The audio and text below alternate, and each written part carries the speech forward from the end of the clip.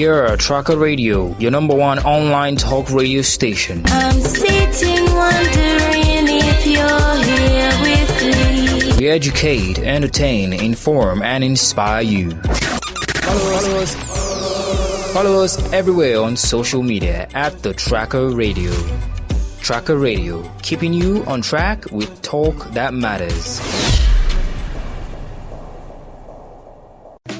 It's a beautiful Monday afternoon here on Tracker Radio, the radio that keeps you on track. Good afternoon and welcome to our new episode on the Health Show. I am Dr. Daniel Purity, your host. And on today's show, I'll be dealing with common errors and importance of genotype. As we all know, this month of September is the month of Sickle Cell Awareness, and that brings us to our theme today. Now, genotyping is a process of determining differences in the genetic makeup of an individual by examining the DNA sequence using biological assay.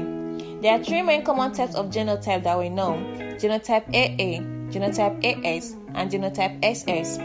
When you are genotype SS, that means you have sickle cell disease. When you are genotype AS, that means you are a carrier of the trait. And when you are genotype AA, that is perfect. Now, before I go further into the errors of genotype, I would like to share some stories with you. These stories are from Timmy Edwin from Crimson Ball Support Group. Now, he says Bolaji is a 27-year-old individual who is living with sickle cell disease. He was treated as a burden and an outcast while growing up. Words like, "You, this boy, have come again with this your illness," or "Are you the only one in this house?" were constantly said to him. Today, he hasn't made much out of his life because his psyche tells him he can't. So he goes around with a lot of bent-up anger and hate against humanity. Shade is the same age and lives with the same condition but has no mental limitation.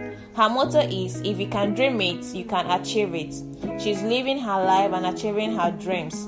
The difference between these two individuals is how they were raised and the society they found themselves. About 70% of those living with sickle cell disease despise their parents and those around them on the surface. You may think it is because those people hate the fact that they were brought to the world with the condition, but upon a deeper look, that really isn't it. Love has been absent from their lives. Show some love to a sickle cell warrior today. Life will be so much more better for them that way. Another story is Toyin. She is a young, devastated mother who came to me weeping that her daughter has just been diagnosed with sickle cell disease. Unfortunately, that wasn't her only issue at the time. A more pressing issue she was faced with was that she was being accused of infidelity, as the father of the child was so sure he was genotype AA, while she swore that she had been with no man. So the mystery of who the father of the child was remained as she faced the judgment of public opinion. This is the story of so many women. But with further investigation, what was shown was that the genotype of the father had initially been misdiagnosed.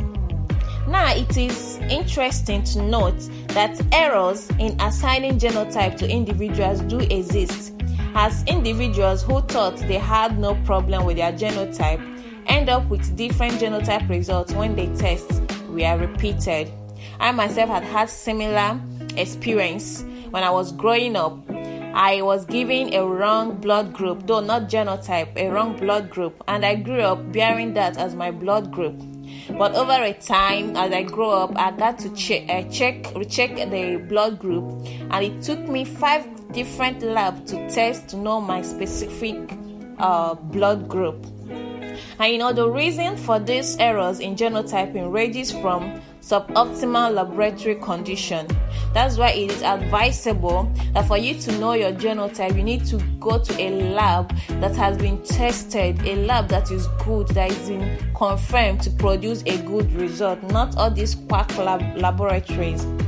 Another reason could be due to file confusion. Maybe you submitted your blood and they confuse it with somebody's else and gives you somebody's else result in your name. Another error could be due to laboratory methodology, the method of which the lab uses. to do the test, and also it could be as a result of misreporting of results. Now, the occurrence of these errors in assigning genotype, if it occurs in parents, it might make them to have children with sickle cell disease unwillingly, with serious consequences. Sometimes it marvels me when I see pregnant women come for antenatal clinic and I ask a question, "Madam, do you know your genotype?" And she says no. And I ask her, "Do you know the genotype of your husband?" And she answers no. It's crazy. How can you be planning to bring out a child to the world? You don't know your genotype, you don't know the genotype of your husband. So please, to avoid stories of touch, get tested not just once, a second and a third time before you decide to bring children into the world. And please help us spread this. Let your friends and family members know that it is very, very important to get tested before marriage or before bringing a child to the world. Genotype before getting married is very, very important. More especially those of genotype AS has to be extra careful in choosing life partner. The first question he or she should ask is, what is your genotype? And peradventure you are an SS, a sickle cell disease person, that's not the end of the world. Be like Shade, live your life. With the help of the drug hydroxyurea, you can live a life that is pain-free. You can get married with one who is AA and still have your own family. So let's show love to anyone we know who is living with sickle cell disease, and do not treat them as an outcast. Thank you for listening. Stay healthy. Tune in to Tracker Radio every Monday by 12 p.m. for another exciting episode. God bless you. Tracker Radio, keeping you on track with talk that matters.